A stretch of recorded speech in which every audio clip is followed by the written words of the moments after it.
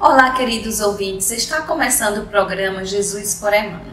Estamos estudando o livro Pão Nosso, Psicografia de Francisco Cândido Xavier, pelo Espírito Emmanuel. Hoje vamos estudar o capítulo 176 com o tema Na Revelação da Vida. Eu sou Dora Baima e farei um estudo com vocês.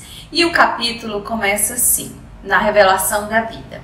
E os apóstolos davam com grande poder testemunho da ressurreição do Senhor Jesus, e em todos eles havia abundante graça. Atos capítulo 4, versículo 33.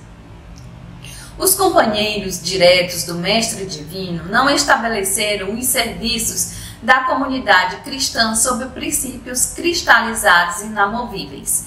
Cultuaram a ordem, a hierarquia e a disciplina, mas amparavam também o espírito do povo, distribuindo os bens da revelação espiritual segundo a capacidade receptiva de cada um dos candidatos à nova fé. Negar presentemente a legitimidade do esforço espiritista em nome da fé cristã é testemunho de ignorância ou leviandade. Os discípulos do Senhor conheciam a importância da certeza na sobrevivência para o triunfo da vida moral. Eles mesmos se viram radicalmente transformados após a ressurreição do amigo celeste, ao reconhecerem que o amor e a justiça regem o ser além do túmulo.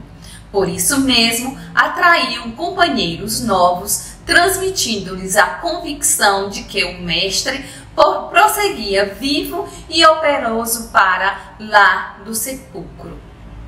Em razão disso, o ministério apostólico não se dividia tão somente na discussão dos problemas intelectuais da crença e nos louvores adorativos.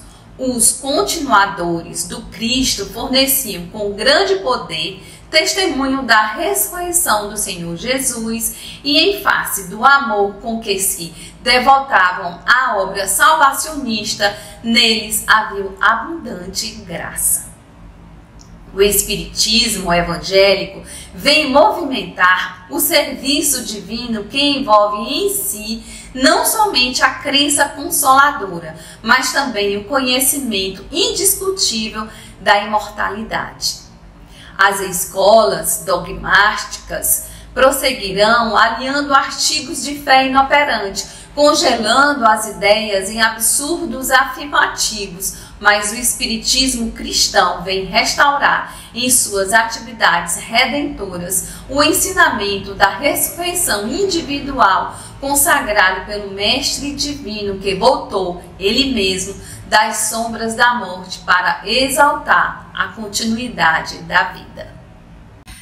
Bom, então agora vamos às considerações desse capítulo na Revelação da Vida do livro Pão Nosso, pelo Espírito Emmanuel, onde ele começa afirmando que os apóstolos davam com grande graça o testemunho da ressurreição de Jesus, ou seja, os apóstolos eles davam essas notícias com bondade, com amor, com caridade, e eles falavam dessa ressurreição.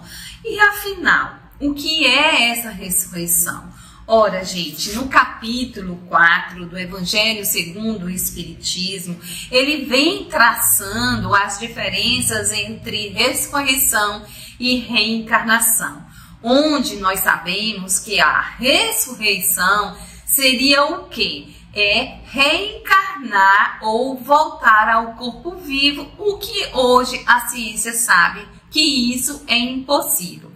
Mas desde aqueles tempos muito antigos que nós sabemos das notícias da ressurreição.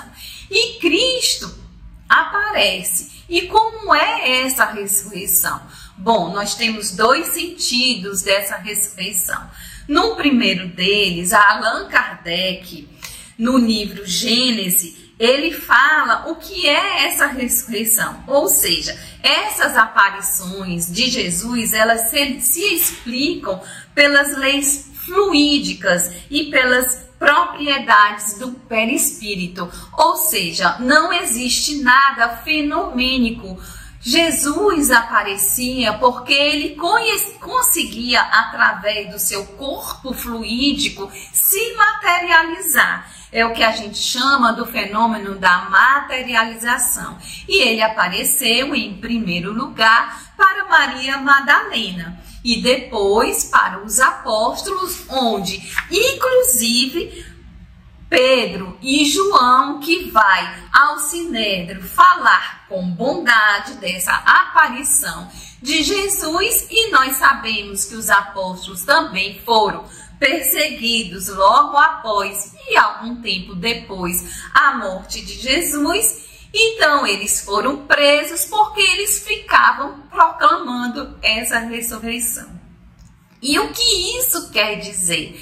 Bom, a gente volta aqui para o Evangelho segundo o Espiritismo, onde ele traça essa diferença de reencarnação e ressurreição, e a gente vem para o sinônimo de reencarnação, que é voltar à vida, mas voltar o espírito, o nosso corpo material se vai, mas que o nosso espírito, ele volta, segundo a doutrina espírita, várias vezes em várias vidas. E por que ele volta?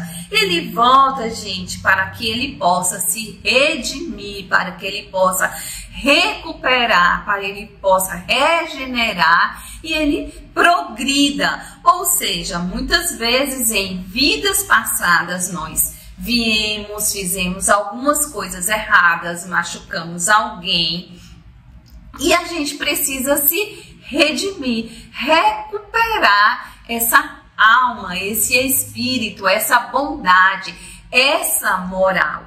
Então, a reencarnação que a doutrina espírita fala é justamente essa. E nos primórdios do tempo se confundia a ressurreição com reencarnação, onde hoje nós sabemos que há essa grande diferença. Então, voltando para o tempo de Jesus e para aqui o texto, o que ele diz aqui no segundo parágrafo: negar presentemente a legitimidade do esforço espiritista em nome da fé cristã é testemunho de ignorância ou leviandade. Ou seja, negar que existe essa vida após a morte, que nós levamos daqui dessa vida, o que nós somos, a nossa moral. Ou seja, uma moral ilibada, pelo menos a gente procurar melhorar, não que sejamos perfeitos, mas que procuremos cada vez mais aperfeiçoar essa nossa moral.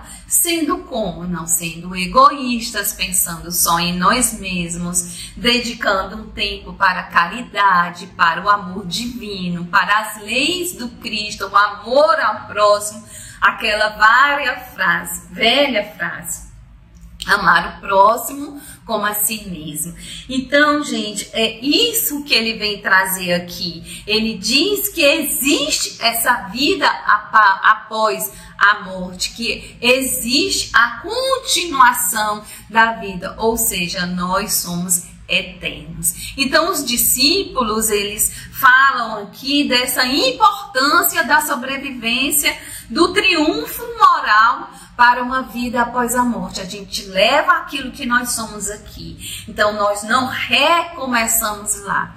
E aí a gente vem para o segundo significado dessa ressurreição. E o que é ele? Significa, gente, renovar, se refazer, recomeçar, se transformar. Como os apóstolos dizem aqui, quando eles percebem como era a moral do Cristo e que existe a vida após a morte, eles começaram a se transformar, a verificar que o amor de Cristo é o que vale e que essa moral que eles tinham vai passar para o plano espiritual, que nós não carregamos nada material, tudo fica aqui. Então, se tem dinheiro, se tem bem, se você está preocupado com com como vai deixar ou o que você vai deixar. Se preocupe com o que você é, como você age com o próximo. Ferir as outras pessoas. Não, gente, se aperfeiçoar na sua moralidade. Então, divulgar a ressurreição do Cristo, os apóstolos faziam dizendo que a vida continua e que a doutrina espírita ela é consoladora.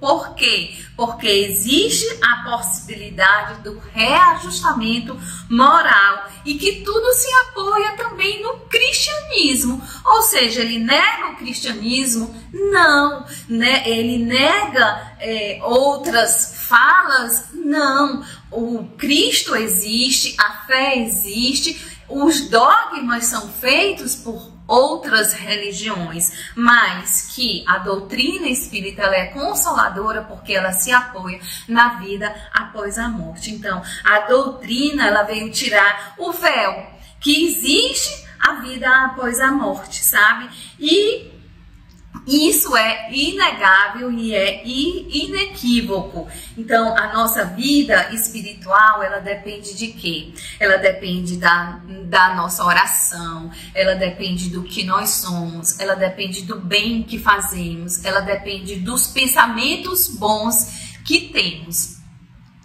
Então, gente, aqui também no texto ele diz assim: o espiritismo evangélico vem movimentar o serviço divino que envolve em si somente a crença consoladora, mas também o conhecimento indiscutível da imortalidade. Ou seja, não é só o conhecimento, sabe? Mas que nossas ações, o que nós somos, é o nosso agir que a gente leva.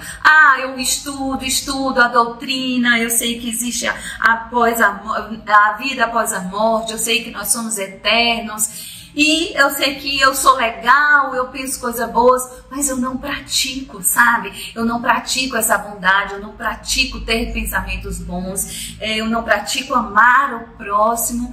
Então, isso que nós vamos levar é essa moralidade. Então, o que é esse reino dos céus? O reino de Deus é justamente aquilo que a gente é, o que a gente pensa, as nossas práticas e as nossas ações.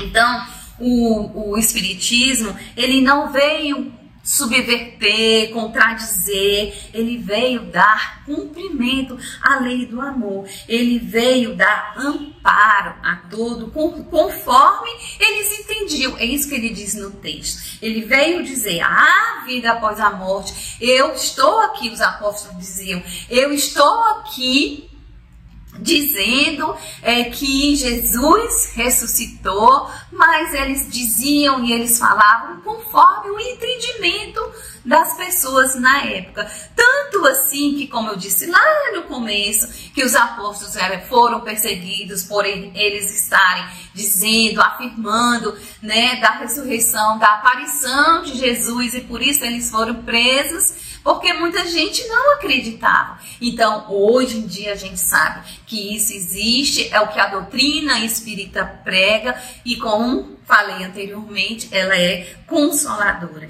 Então, os discípulos entendiam sim que a vida continua e por isso eles procuravam se aprimorar, se transformar, eles precisavam da vivência do amor. Então, o que é que a gente precisa se questionar hoje? Como é que eu estou agindo? Quais os caminhos que eu estou escolhendo? Quais são as minhas necessidades? Qual é o equilíbrio entre necessidade e conhecimento? Eu tenho muito conhecimento, eu sei de muitas coisas, mas eu não pratico, eu não faço um equilíbrio, eu não perdoo as pessoas.